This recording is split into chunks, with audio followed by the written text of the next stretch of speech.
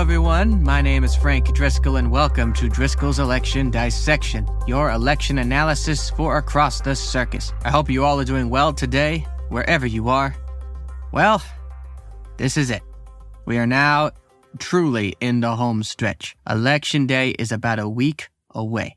And if you've been following us throughout this year, thank you so much. It really means a lot. And I'm really glad that we could be helpful in anybody learning about elections in their area and just anybody who's curious about what's going on around this great country of ours.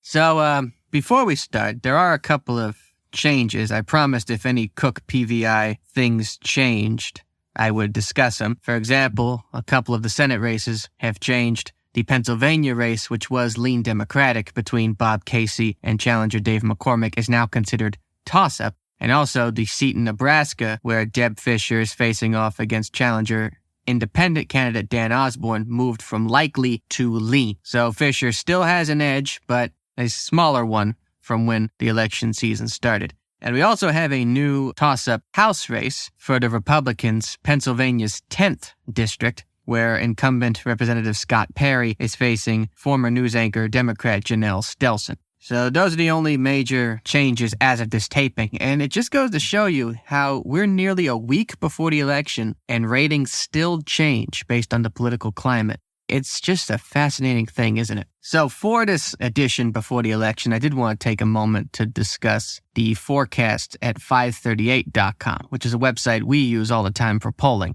Now, I've been following 538 and their election forecasts for many years, ever since 2016. So compared to the Cook PVI, we'll take a look at that. So according to their sources, the battle for the Senate is pretty much taken by the Republicans. According to their model, Republicans have an 88% chance of winning the Senate compared to Democrats who only have a 12% chance. So it looks very good for them. Of course, they do say don't take that into credit because you really never know what's going to happen until Election Day. Like we always say here on the show, the only poll that matters is the one on Election Day. And I remember years ago, they made a good analogy because in 2018, they predicted that the Democrats would win the House with an 85% margin. And they said in that article that suppose you went on a plane and they said this plane has a 15% chance of crashing. You'd probably think a little bit before you hop on the plane. It's still a bit nerve-wracking. And in a way, that kind of is the same analogy here. Of course, we all know the Democrats did win the House in 2018. But, even with the sudden surge of Dan Osborne in Nebraska, as we've mentioned a couple of times on the show before, really anything can happen between now and the election. Well, moving on to the much more closer things, according to their model, in the House, Republicans have a 52% chance of winning, compared to Democrats' 48% chance. That's much more slimmer. And according to them, it still says, as we mentioned a couple weeks back on the Republican representative toss-up look, that the 45th district race between incumbent Republican Michelle Steele and challenger Democrat Derek Tran is set to be the closest race for the House of Representatives, with the forecasted margin of victory being even. And it's crazy because some of the close races have the Democrats favored by 0.2, 0.8, Republicans favored by 0.9, 1.1. No, this is even. Literally 50-50. And a lot of the races we mentioned are set to be in that real toss-up area. Although, compared to the Cook PVI, 538 only has 7 toss-up races compared to the, I want to say, near 25 that the Cook PVI has. So they really look at not just the polling, but also predicted polling, expert ratings, and things like that. They take a lot into account. It's very impressive. And then we'll talk about the big one.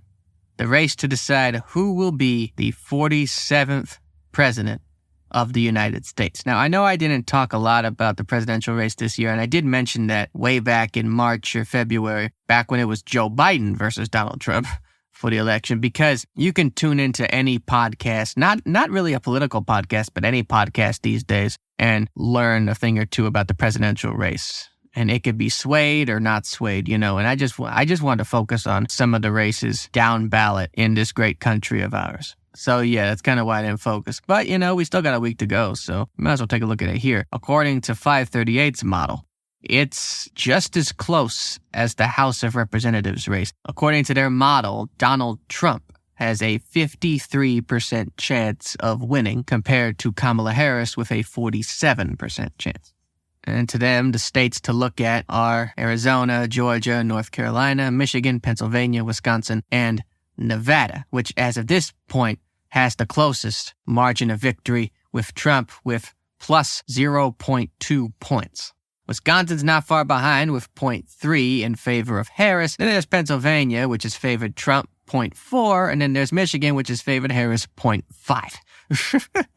So those numbers are very likely going to change over the next week or so. We'll just have to wait and see. So I would highly suggest going online to 538.com and looking at these forecasts yourself if you are interested, because it is fascinating stuff, really. So with that, there's not much left for me to say, except what I always say at the end of every show. And at this time, this sentence is much more important than it has been over the last few months. And it's the last time I'm going to say this sentence before the election.